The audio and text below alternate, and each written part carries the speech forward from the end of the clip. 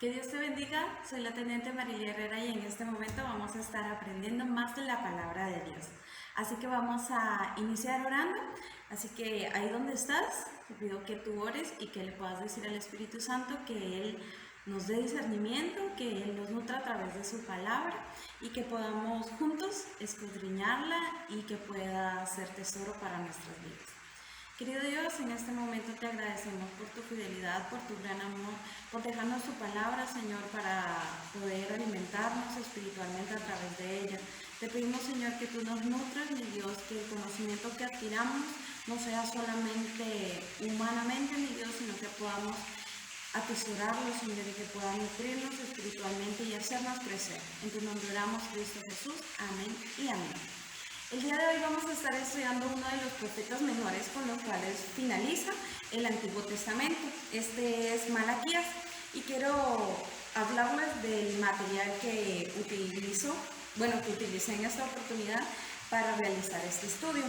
El primero es este se llama La obra maestra de Dios, concierto en 66 movimientos. Esta es una serie que contiene diferentes volúmenes. Este es el volumen 3, que va desde Oseas hasta Malaquías. Entonces, es de David Ormachea, la adaptación al español, y el del Ministerio de Enseñanza Bíblica de Charles Swindoll. Este sería uno de los materiales, claro, sin dejar de lado, en realidad tendría que ser la primera que les menciono. La principal fuente para que nosotros podamos estudiar la Biblia es la Biblia, ¿verdad? Muchas veces por curiosidad y eso nos vamos a diferentes medios, a diferentes fuentes para poder estudiar la Biblia o si tenemos una curiosidad al respecto de ella, pero donde están todas las respuestas es en ella misma. También estuve utilizando la Biblia de referencias Thompson. Muchos de mis compañeros pastores, ¿verdad?, saben que es un muy buen recurso que uno puede utilizar. Y también estuve utilizando el comentario bíblico del siglo XXI. Este es un material que tengo en digital y también un video de YouTube que les voy a dejar el link en la descripción para que ustedes puedan también. Es un video bastante interactivo, entonces para que ustedes también puedan verlo cuando tengan tiempo, aparte de este estudio que les estoy compartiendo. Ok, entonces ahora sí vamos a estudiar el libro de Malaquías. Malaquías es un profeta menor, ¿verdad? Sabemos que los profetas menores se caracterizan así por el contenido de su texto.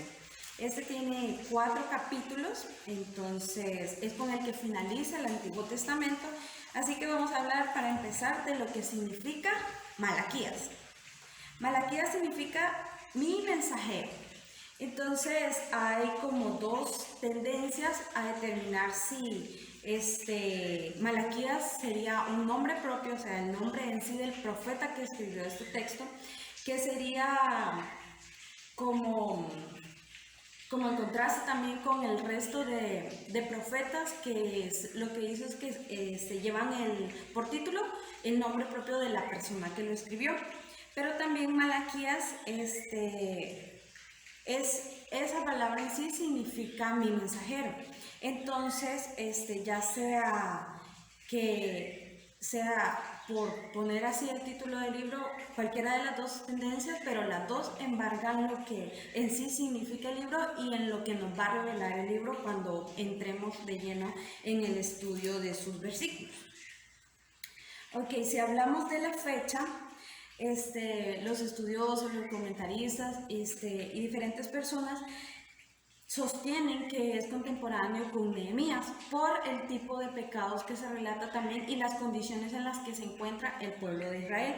Entonces, alrededor del 1500 antes de Cristo.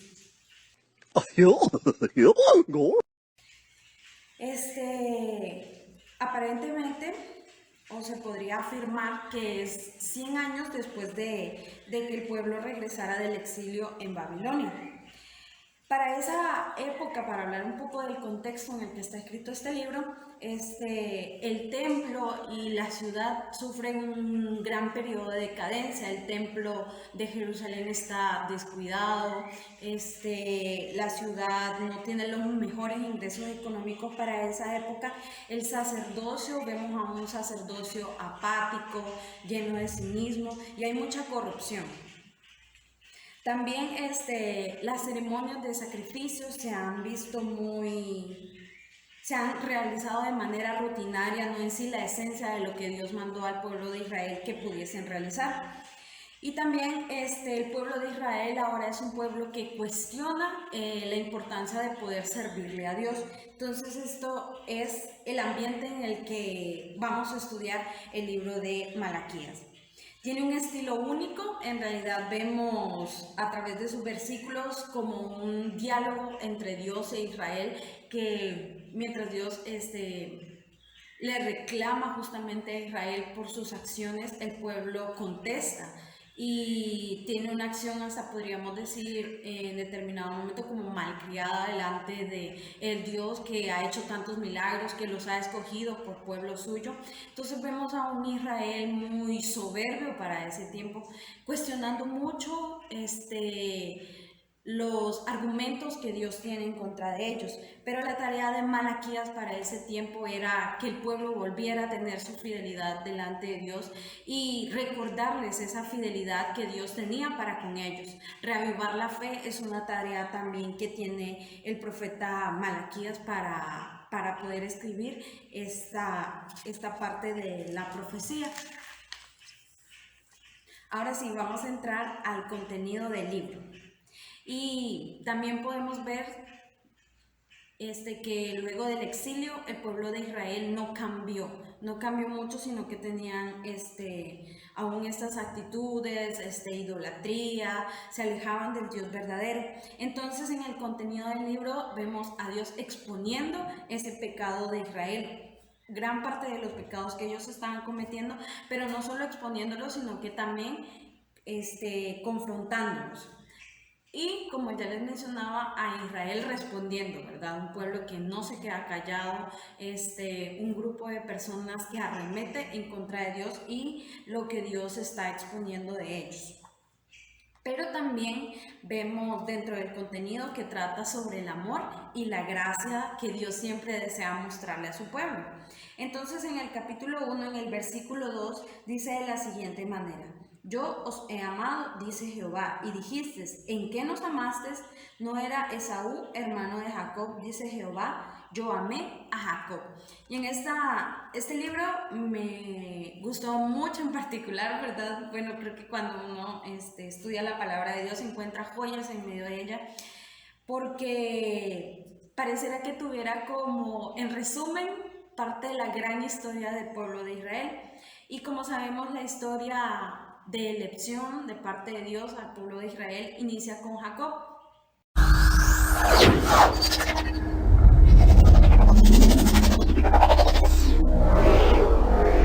Que es uno de los patriarcas. Entonces, habla de eso, que Dios amó tanto que eligió a Jacob, claro, porque sabía que luego Esaú iba a tener la actitud que tuvo. Entonces el libro nos habla de eso principalmente. Inicia hablándoles del gran amor que Dios ha tenido para con ellos. Y también hay dentro de esos primeros versículos una profecía bastante grande. Dice en el versículo 5, y vuestros ojos lo verán y diréis, sea Jehová engrandecido más allá de los límites de Israel. O sea, desde este momento Dios está revelando que cuando venga nuestro Señor Jesucristo, que ya pasó, ¿verdad? Más allá de la nación de Israel iba a haber salvación para la humanidad. Sea Jehová engrandecido más allá de los límites de Israel. Entonces aquí nos revela que va a haber una adopción para el pueblo gentil, para cada uno de nosotros, y es como la gracia de Dios llega al resto de la humanidad que no somos parte del pueblo de Israel. Vemos como les mencionaba, a un pueblo de Israel con bastantes reclamos, con una actitud bastante soberbia. Y el comentarista Peter Craig, disculpen por no pronunciarlo bien, dice, nacido en Inglaterra, en el volumen 2 de su libro 12 profetas, un estudio diario de la Biblia, menciona o compara a Israel, ¿verdad?, con cómo son los hijos en realidad. Entonces quiero leerles textualmente la cita de lo que él menciona. Dice, tal como niños que de cuando en cuando dicen que no se les quiere, a pesar de toda una vida de amor de los padres, lo mismo decía Israel. Había llegado a dar por sentado toda la señal del amor de Dios y por consecuente ignoraban las señales, pero la más pequeña adversidad o dificultad la veían como evidencia de un Dios que no los quería. Esta es una de las perspectivas que en realidad a mí me pareció bastante acertada, ¿verdad?, para tomar en cuenta la actitud que tuvo el pueblo de Israel en ese momento.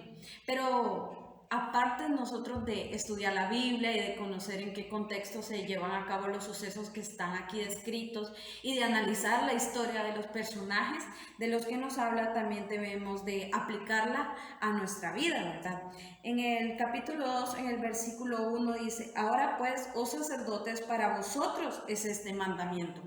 Entonces, la palabra de Dios sí habla de diferentes situaciones del pueblo de Israel, de diferentes personajes, de diferentes hombres o mujeres de la Biblia, pero no se queda nada más ahí. Es algo que nosotros tenemos que aplicar a nuestra vida. Y podría ser fácil decir, sí, el pueblo de Israel se comportó de esta o de otra manera, pero ¿qué hay de nosotros? ¿Qué hay de las actitudes que nosotros tenemos? Quizás ahora nos puede ser difícil en alguna oportunidad ver el verdadero propósito de Dios en todo esto. Y algunas personas están cuestionando todo lo que Dios está haciendo a través de este tiempo. Pero nos podemos encontrar en la situación de lo mismo que hacía el pueblo de Israel para el tiempo de Malaquías. Podemos encontrarnos de igual manera cuestionando a Dios y la obra que Él está haciendo en nuestras vidas, diciéndole, pero tú nos has abandonado, y quejándonos como niños delante de Dios. Sin embargo, si alguien leyera la historia de nuestra vida y viera las veces en las que nosotros nos quejamos de Dios, quizás podrían pensar lo mismo. ¿Por qué actúan de esa manera? ¿Por qué actuamos de esa manera? Entonces, vale la pena analizar nuestra vida a través de el pueblo de Israel y su actitud en este momento. También en el contenido del libro vemos que se recalca el desprecio y la profanación por lo santo. Tenemos que recordar que el pueblo de Israel estaba apartado entre todas las naciones para poder ser el pueblo de Dios. Y existía dentro del pueblo de Dios un grupo apartado también para servir al Señor en el templo. Entonces, vamos a leer algunos versículos del capítulo 1. En el versículo 6 dice, el hijo honra al padre y al siervo a su señor. Si pues soy yo padre, ¿dónde está mi honra? Y si soy señor, ¿dónde está mi temor? Dice Jehová de los ejércitos, a vosotros, oh sacerdotes, que menospreciáis mi nombre y decís, ¿en qué hemos menospreciado tu nombre? Entonces aquí está recordando, ¿verdad?, Dios, cómo los sacerdotes, este grupo selecto dentro del pueblo de Israel, también había menospreciado el nombre de Dios. Entonces, dentro de lo que hay en el desprecio y profanación de lo santo en el libro de Malaquías, es que hay traición conyugal, idolatría, divorcio, adoración a dioses de otros pueblos y también negligencia y cinismo por parte de los sacerdotes, que eran los que estaban llamados a encaminar al pueblo de Dios hacia la verdadera adoración. En el capítulo 2, el versículo 17, nos dice de la siguiente manera, habéis hecho cansar a Jehová con vuestras palabras y decís, ¿en qué le hemos cansado? En que decís, cualquiera que hace mal agrada a Jehová, y en los tales se complace, o si no, ¿dónde está el Dios de justicia? Entonces el pueblo de Israel tenía esta actitud muy cínica, pero también era Dios cuestiona muchas de las actitudes de los sacerdotes porque eran los responsables de que el pueblo espiritualmente estuviera a cuentas con Dios. En el versículo 8 del capítulo 1 dice de la siguiente manera: y cuando ofrecéis animal ciego para el sacrificio no es malo, asimismo cuando ofrecéis al cojo o al enfermo no es malo, preséntalo pues a tu príncipe, ¿acaso se agradará de ti o le será acepto? Dice Jehová de los ejércitos. Ahora pues orad por el favor de Dios, para que tenga piedad de nosotros, pero no podéis agradarle si hacéis estas cosas, dice Jehová de los ejércitos. Y bueno, veamos en Levítico capítulo 22, aparece el mandamiento de parte de Dios para el pueblo de Israel. Levíticos capítulo 22 nos dice los versículos 21 y 22. Ciego, perniquebrado, mutilado, verrugoso, sarnoso, roñoso, no ofreceréis estos a Jehová, ni de ellos pondréis ofrenda encendida sobre el altar de Jehová. Entonces, más que nadie los sacerdotes conocían la ley de Dios y las cosas que no debían hacer. Sin embargo, habían descuidado la casa del Señor.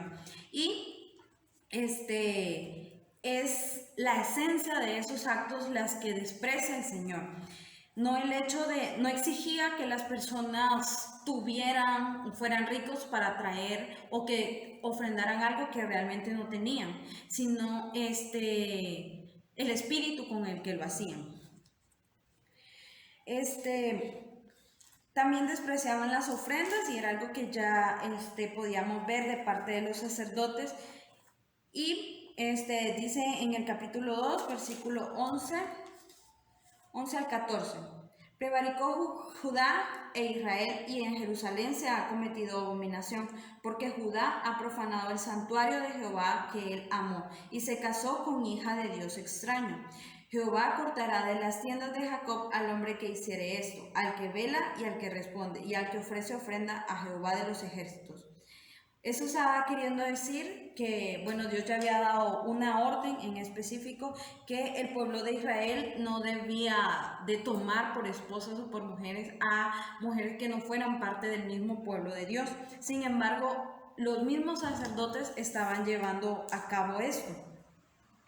Dice el versículo 14, más diréis, ¿por qué? Porque Jehová ha atestiguado entre ti y la mujer de tu juventud, contra la cual has sido desleal, siendo ella tu compañera y la mujer de tu pacto. Los hombres estaban dejando a las mujeres con las que habían contraído matrimonio en su juventud para ir detrás de personas que no pertenecían al pueblo de Dios. Y eso no era agradable delante de los ojos de Dios, perdón. Entonces vemos cómo los mismos sacerdotes, los que estaban encargados de velar por el bienestar espiritual del pueblo de Israel, se habían corrompido. Y hoy en día se escucha muchas veces como algunas personas cuestionan a las iglesias, cuestionan a los pastores, y claro, todos estamos llamados a ser agradables delante de Dios, ¿verdad? Y todos somos responsables ante Dios de nuestras acciones. Sin embargo, en ese momento había un grupo especial que eran los sacerdotes encargados de la parte espiritual.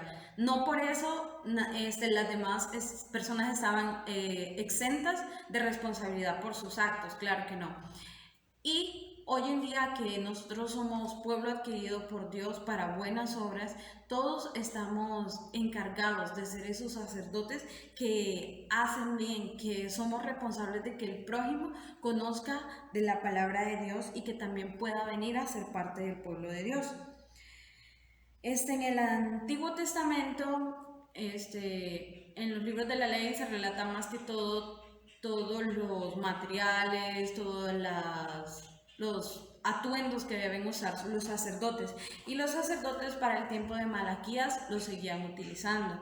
Como ya vimos, seguían siendo los responsables de traer las ofrendas, de presentarlas ante Dios, y seguían usando su indumentaria y su vestimenta. que para entender la dimensión, ¿verdad?, de lo que significaba ser sacerdote, vamos a irnos al libro de Éxodo. En Éxodo capítulo 29, ustedes lo pueden buscar en su casa, Éxodo capítulo 29, habla de la consagración de Aarón y sus hijos, que es a quien Dios llamó para el sacerdocio, que eran de la tribu de Leví. Y también lo podemos encontrar en Levítico capítulo 8. Entonces, en esos pasajes nos relata específicamente el llamado de Aarón y de sus hijos de la tribu de Leví para poder ejercer el sacerdocio.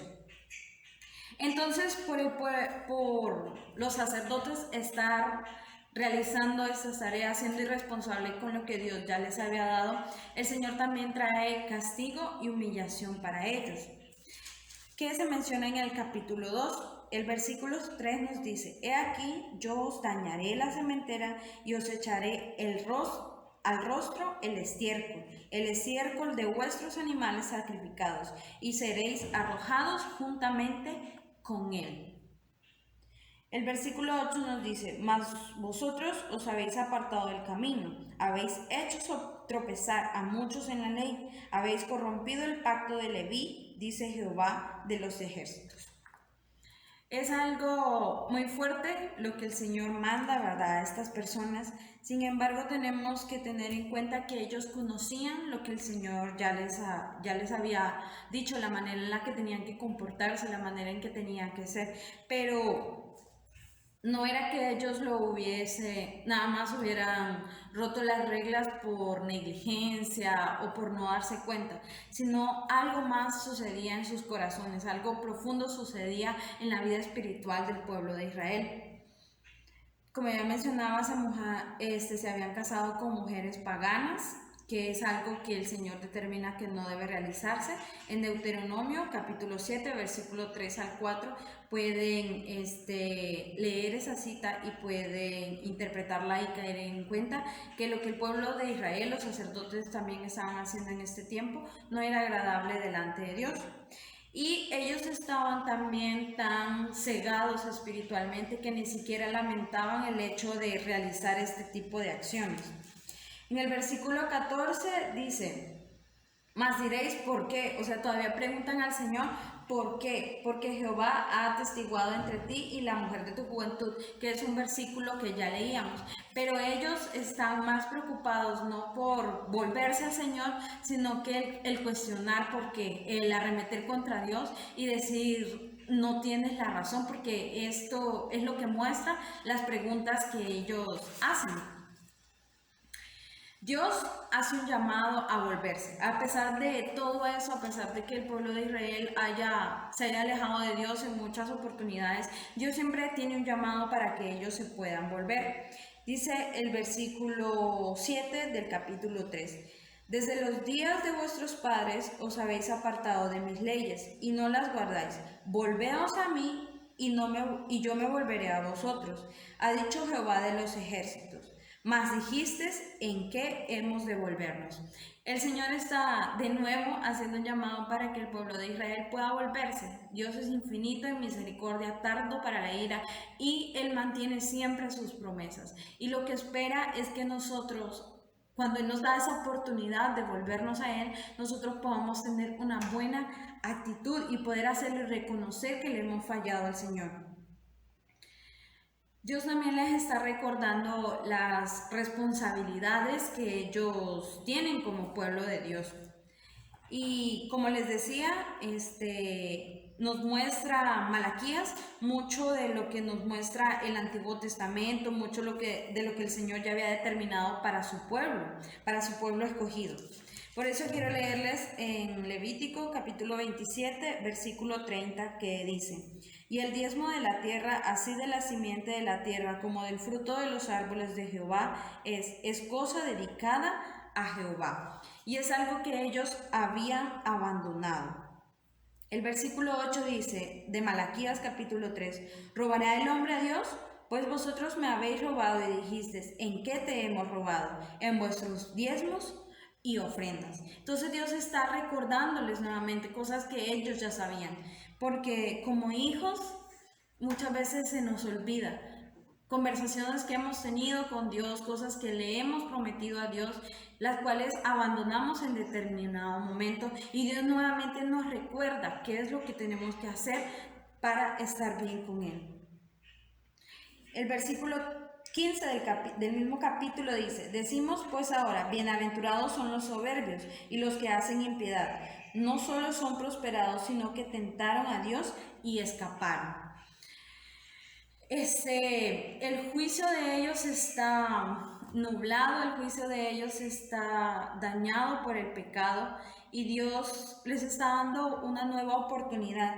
Sin embargo, ellos están tan confundidos que piensan que los otros pueblos tienen incluso mejores cosas por vivir lejos de Dios, por vivir separados de Dios, y que tienen cosas aún mejores que ellos.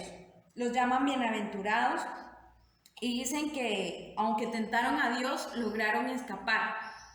Y se les ha olvidado el gran valor que ellos tienen como pueblo de Dios. Con sus actos demostraban que habían dejado de creer en el pacto. Sin embargo, a pesar de todo lo que hemos encontrado que ha hecho el pueblo de Israel en este libro, Dios siempre va a tener un mensaje de esperanza. Al final del capítulo 3, Dios da nuevamente este mensaje de esperanza y quiero que ustedes también lo puedan guardar para ustedes. Dice: entonces los que temían a Jehová hablaron cada uno a su compañero, y Jehová escuchó y oyó, y fue escrito libro de memoria delante de él para los que temen a Jehová y los que piensan en su nombre.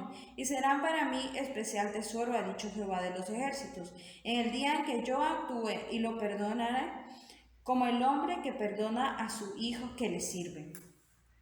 Y dentro del pueblo, en ese momento al que el profeta Malaquías profetizaba, valga la redundancia, hubieron ciertas personas que tuvieron temor de Dios, escucharon y hablaron de lo que Dios estaba diciendo, y la palabra nos recalca cómo hay una esperanza para ellos, hay una esperanza que es real como nuestro Dios es real. Entonces lo que hacían ellos es que volvieron a ese temor que tenían con el Señor, no es miedo, porque no es lo mismo, pero a ese temor reverencial que les hace obedecer la palabra de Dios, meditar en ella y actuar conforme a lo que Dios manda. Entonces dice que Jehová escuchó y escuchó lo que hablaban entre ellos. Entonces para ellos, Dios los iba a nombrar especial tesoro. O sea, todo lo que dijo anteriormente el Señor, ¿verdad? Por lo cual estaba enojado, tenía una forma de enmendarse, y era que si ellos se volvían al Señor. Ese es el mensaje de esperanza que Dios siempre quiere que tengamos presente en nuestras vidas, que nosotros recordemos que Él es un Padre fiel, que nunca va a echar fuera a sus hijos. No se trata de seguir pecando deliberadamente, no se trata de eso, sino que de volverse al Señor, de poder tener ese temor reverente para con Él y vivir de esa manera. Él va a premiar a los fieles. Dice el versículo 2 del capítulo 4, mas vosotros los que teméis mi nombre, nacerá el sol de justicia, y en sus alas traerá salvación, y saldréis y saltaréis como becerros de la manada. En el versículo 1 del capítulo 4 habla también de lo que le va a pasar a los soberbios. Entonces Malaquías nos enseña esa distinción que hace Dios entre los que, a pesar de saber que hay pecado, no desean reconocerlo como lo hacía el pueblo de Israel en ese momento, pero los que lo reconozcan y vuelvan a tener temor de Dios, esas personas van a recibir bendición. Y esa es la oportunidad que nosotros hoy en día tenemos. Solamente que tenemos que quitar de nuestro corazón la soberbia, el arremeter en contra de Dios.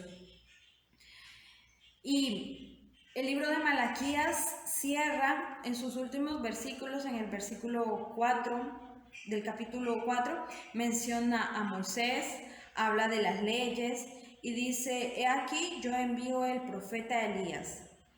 antes que venga el día de Jehová grande y temible. Él hará volver el corazón de los padres hacia los hijos y el corazón de los hijos hacia los padres, no sea que yo venga y hiera la tierra con maldición.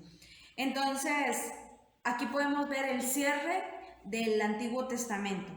Cierra mencionando la ley que está tipificada con Moisés y también los profetas. Dice que después mandará al profeta Elías antes del día grande del Señor, el día en que su gloria, hecha ser humano en Cristo Jesús, toque la tierra de manera corporal. Entonces, es una gran profecía redentora para la vida de todo el mundo, no solo del pueblo de Israel, sino que de toda la humanidad. Este libro contiene profecías claras, como mencionaba al inicio, de la inclusión del pueblo gentil a la salvación, a ser pueblo también adquirido por Dios para buenas obras. También nos revela cómo el día grande del Señor va a llegar. Y también nos habla del profeta Elías, que ya luego cuando podemos leer en el Nuevo Testamento la labor tan grande que Elías realizó antes también de que Cristo Jesús pudiera iniciar su ministerio. Y me complace mucho el haber compartido un poco del libro de Malaquías con ustedes, pero también espero que nos haga reflexionar en nuestra actitud como hijos de Dios. Es sumamente importante no quedarnos nada más con el conocimiento de esta palabra, sino que también pueda esta palabra hacer eco en nuestros corazones. Y que así como Malaquías significaba mi mensajero, nosotros podamos ser también mensajeros de la palabra de Dios.